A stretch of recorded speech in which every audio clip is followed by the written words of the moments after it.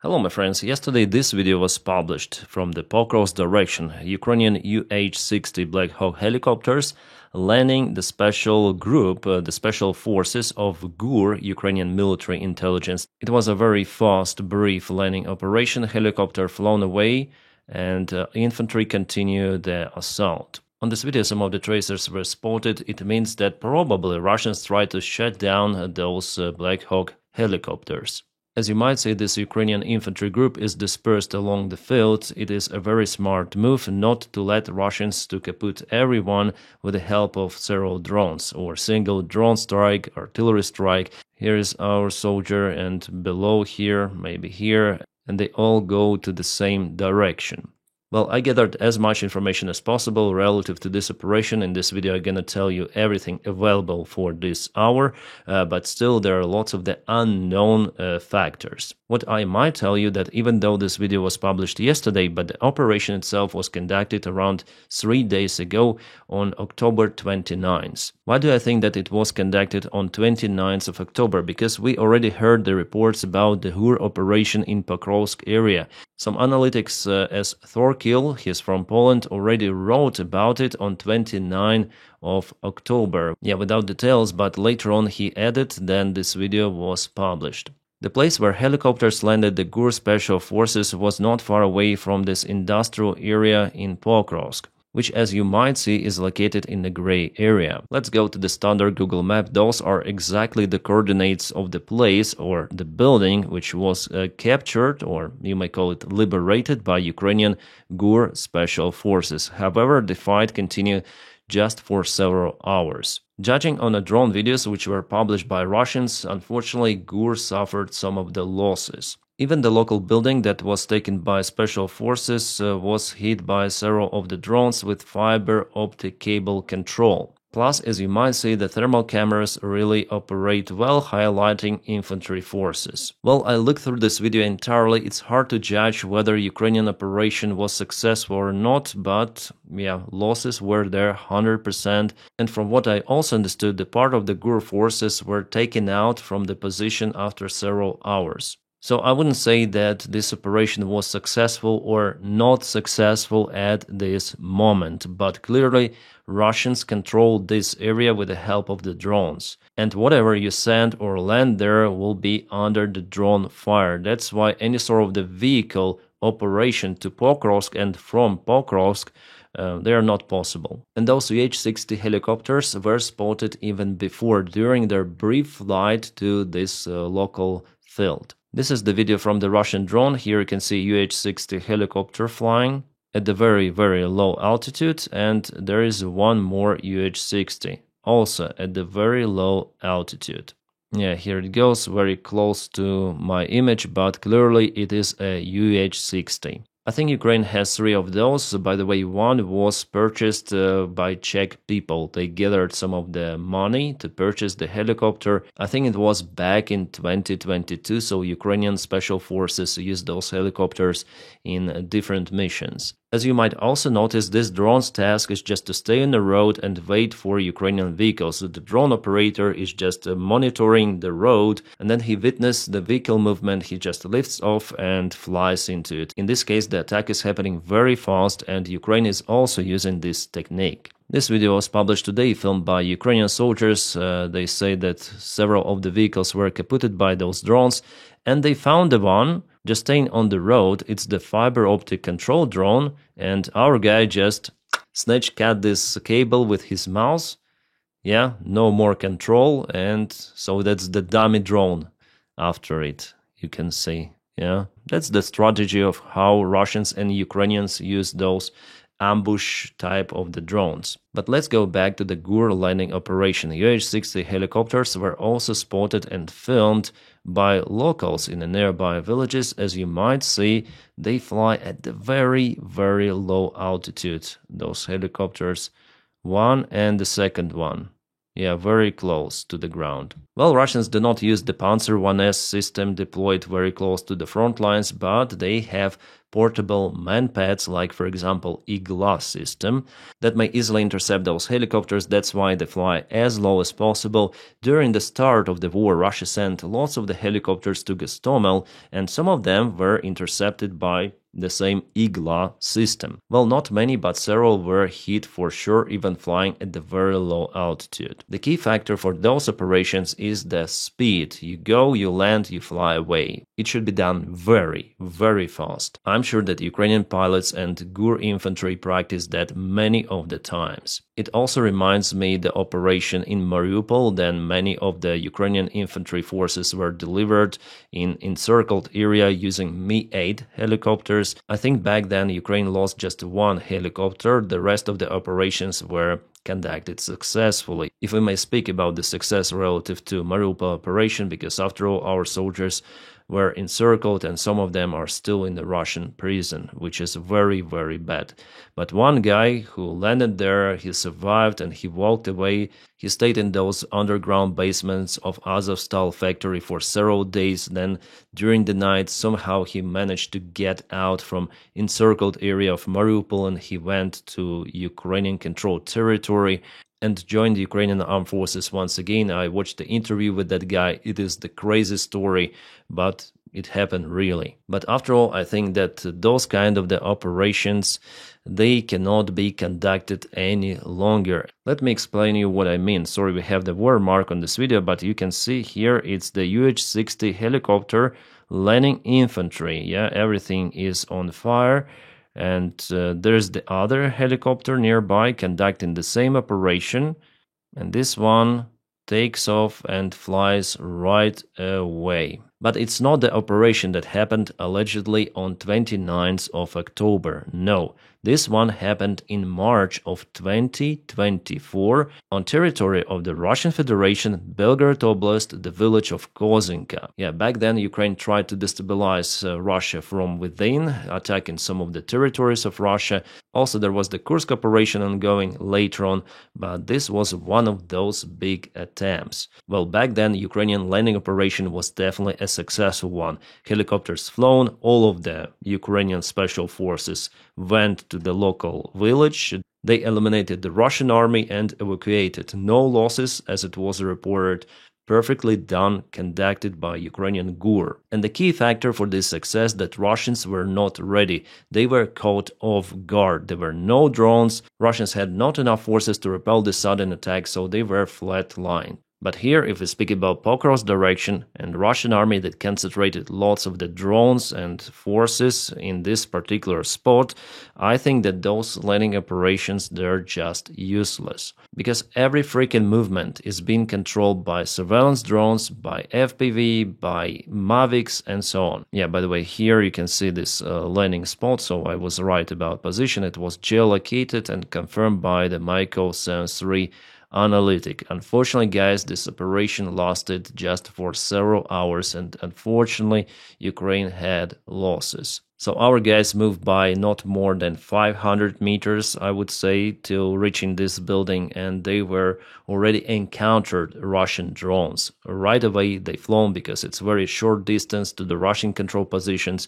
They fly all the time over Pokrovsk. It is not like the landing operation in Belgorod of 2024. Now the realities are totally different. And back then the priority for Russia was not really to use drones in Belgorod. They were also concentrated on Donbass. So I think that GUR will not conduct those kind of the landing operations any longer after this one. I think that GUR already understood that with those losses it's no go. So compared to Belgorod operation, this one was not that good. If it was good at all, because the videos that were shown is that how Ukraine lands the forces there on helicopters. Luckily helicopters are okay. They were not hit by very cheap drones. But helicopters mean nothing compared to the life losses, and unfortunately there were life losses in this operation. How many? I'm not sure. It's definitely hard to judge on that Russian published video because it's the compilation, some of the drones, but it was exactly the same place with exact Ukrainian GUR operation. Well, this photo was published today with the Ukrainian General Commander Syrsky, and there was Budanov. Some people say that Budanov is also in charge of the Pokrovsk defense operation. Well, he tried to use his GUR forces, but we saw that probably not that successful as he expected. It also means that the situation in Pokrovsk in general is not that good for Ukrainian army, unfortunately, because even if helicopters, even if special forces are used, that's not a good sign if Ukraine goes on those kind of the risks. Yeah, Ukrainian General Command published this video, Syrsky Budanov, with some of the music, which I muted. They all look at those maps. It is hard to tell where they're being located themselves, but definitely they're concerned about Pokrovsk. As I am actually, there are some of the videos which were published in internet by our guys. I cannot show you them all, well, at least on this platform, but I may say that the intensity of the drone strikes from both of the sides, it's very, very huge. And for infantry, for our guys especially, it's kind of hard to operate out there. Usually they move from one building to another very fast, very briefly. And if they are spotted, there will be for sure numerous of the drone strikes on their positions. Well, even though Putin and the Russian military command tells about the full encirclement of the Ukrainian army group in Pokrovsk and Mirnograd, it is not happening for this hour. We may see that from Chervony Liman and from Pokrovsk itself, Russia is unable to close this gap, but even though there is no physical encirclement of the Ukrainian armed forces in Pokrovsk and Mirnograd, there is an operational encirclement. Well, this term I guess is absent in English, but in Russian and Ukrainian there is the one, it's called оперативное окружение or оперативное оточение, so operational encirclement. It means that even without this physical encirclement of the pocket, the enemy still controls supplies using its drones, artillery, aviation strikes, and so on. Well, in this case, it is mostly a drone control, as you might understand the reality of the war. And that makes the supplies not possible for this entire Ukrainian group. So Ukraine will be forced to leave this area. And I would suggest to go from the place right away, especially for those guys who are stationed in Sukhy Yar, very far away from this bottleneck. For them, crossing all of this territory under drone attacks, it's very, very difficult. There was kind of the bad case that Russians occupied Avdiivka and many of the Ukrainian soldiers were trapped, some of them wounded, and unfortunately Russians, then they came, they unalived everyone, wounded soldiers. They even published the video how our guys were just lying there. You understand that physically it's not possible to send here any sort of the pickup truck, evacuation vehicle, even tank will be kaputted by Russian drones right away. It is a reality of war. Unfortunately, Ukraine is facing it, and this helicopter landing operation was conducted just for tactical case. It's not the strategic unblocking of this pocket. No, it was just some very local thing, and the reason is known for Budanov himself. I cannot explain it from my perspective. I'm not aware about many things which are happening on the front lines, also in Pokrovsk, but judging on those kind of the videos published, we may came out with our own conclusion. With the military maps, with the drone videos, the general picture is understandable. The fights for Pokrovsk intensified. They're ongoing in the central part of the city. Ukraine tries to repel still Russian attacks. And Russians are not yet able to send their main forces because Ukraine also is using some of the drones. As it is reported at this hour, Ukrainian military command stated about the improvement of the situation in Pokrovsk. Well, with the military map updates, I don't see for now this improvement. Maybe tomorrow morning I'm gonna tell you more information about what kind of the improvement. What I see that Russians are now trying to take Rodinsk under control. They deployed even infantry vehicle there, which was kaputted, but they also operate with their artillery. And it is not a good sign. If Russians take Rodinsk, it's no-go for this entire Ukrainian group. Well, Russians say about thousands of the Ukrainian soldiers potentially encircled here.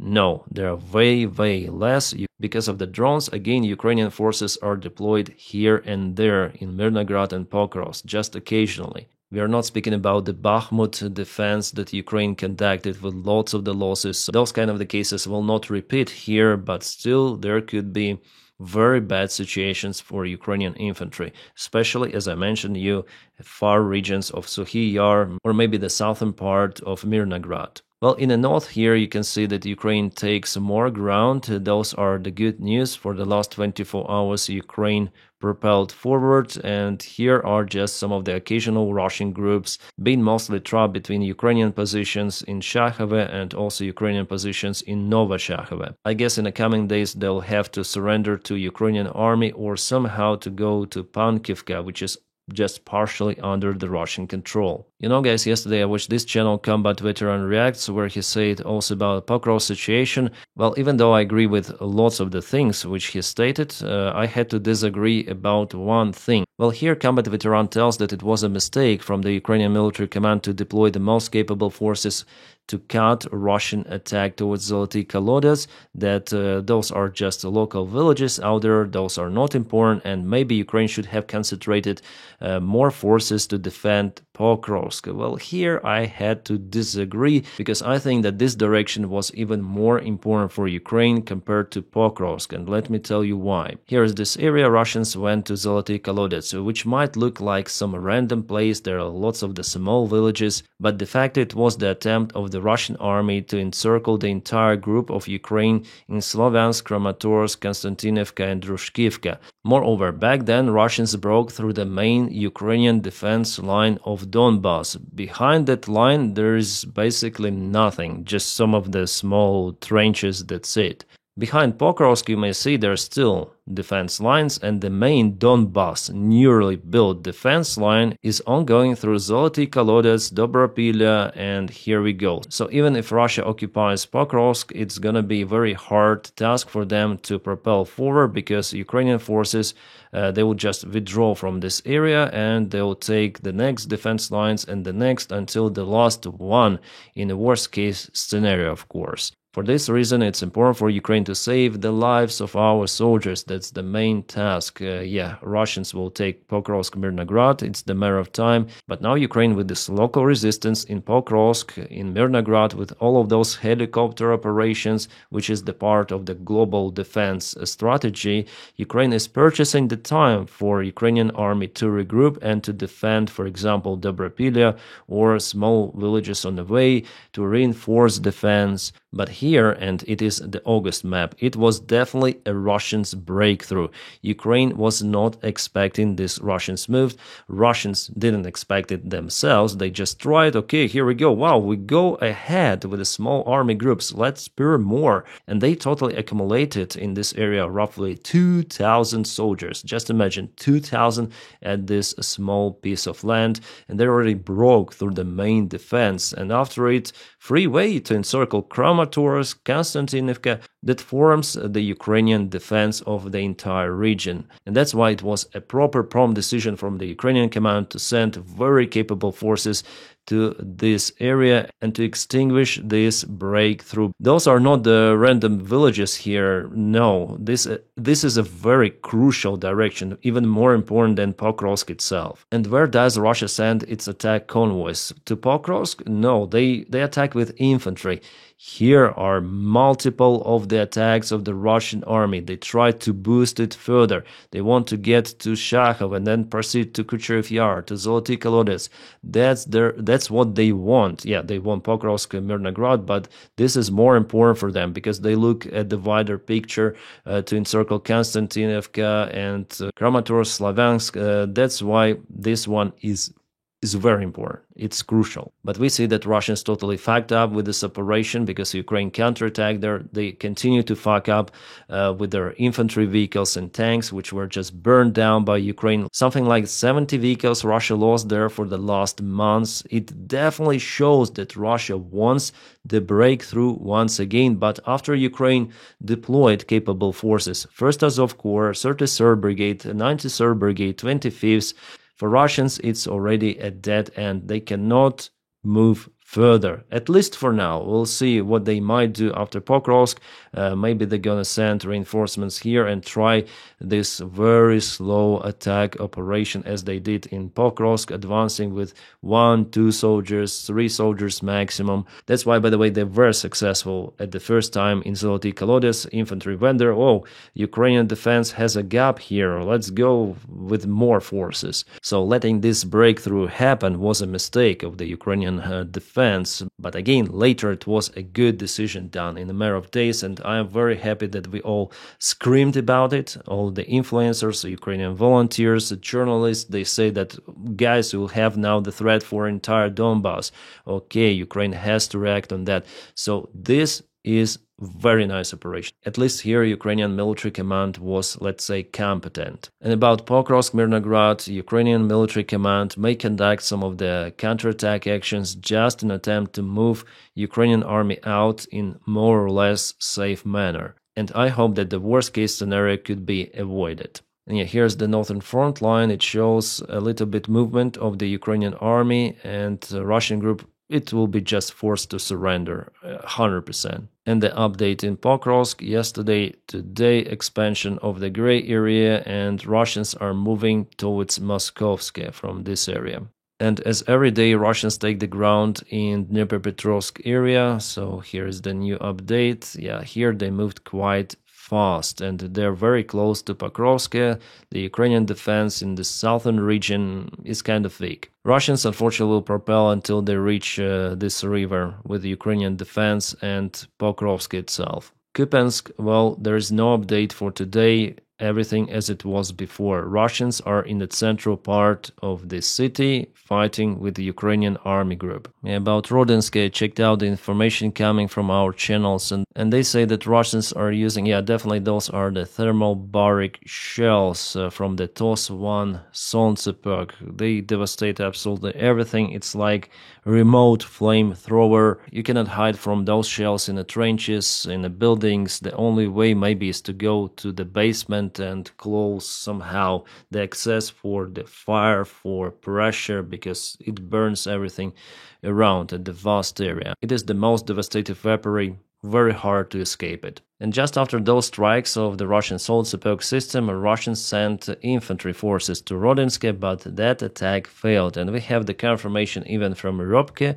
who stated that Ukraine used some of the strikes on Russian positions and Russians had to retreat, so Rodinsk is still under Ukrainian control. Well, the good thing that Ukraine continued to hit Russian supplies behind the front lines. This is the occupied Kurachovo territory.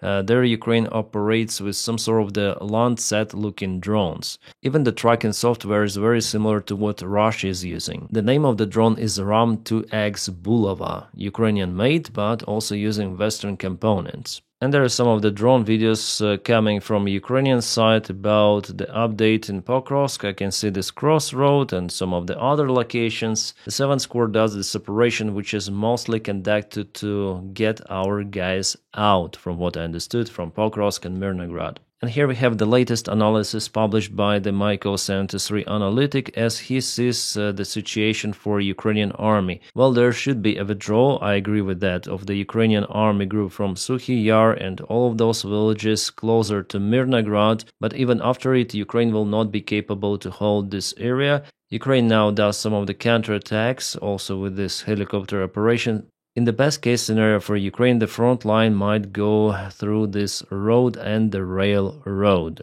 It could also go like that, but I believe that Russians will be capable to get this area under their control. So this northern line could be a new defense line for Ukraine. Well, we'll see how it goes. It's for now the most logical outcome, but for this scenario to work, Ukraine should cut Russian advancement in the northern area so far. Then Ukraine keeps Rodinsk under control. It is possible to do. And to the other news, yesterday Ukraine launched one of the biggest drone attacks on Russia. Hundreds of the drones penetrated into the Russian airspace, hitting even Moscow itself. This is some sort of the new Russian discotheque style, which were caused by electrical disturbances. There were also multiple of the blackouts. For example, in Zhukovsky district of Moscow, that's the place of the Russian airfield. You can see the part of the Moscow is okay, but the part there is no light. And here, those are just the flashlights, some with a laser point. Yep, it was like that. And it's not a small district, it's the big, wide one. The central part of Moscow is still okay. So if Russia wants to disturb Ukrainian logistics, Ukrainian energy sector, it may backfire on Russia, because Ukraine is capable to do it. Что-то прилетело. Вон, в мишке горит. Okay, locals report about some of the kabooms happening in Crimea. I cannot define the exact location, but for the next day, Ukraine targets Russian-occupied territories or Russian territories. As well as Russia today sent the ballistic missiles to Chernigiv Oblast of Ukraine, which is bordering Kiev Oblast. My friends, thank you so much for supporting my job on Patreon. The link for it is in the video description just below. And on membership of this YouTube channel, you may just check out join button, press it, and you'll join my membership to support this channel. If you don't have that opportunity or you don't wish to support me in that way, just press your like to this video and subscribe for the channel to boost this video in YouTube algorithms, because it is also helping a lot. Thank you so much for it. My friends, I wish you all a peaceful sky wherever you are, and have a great time.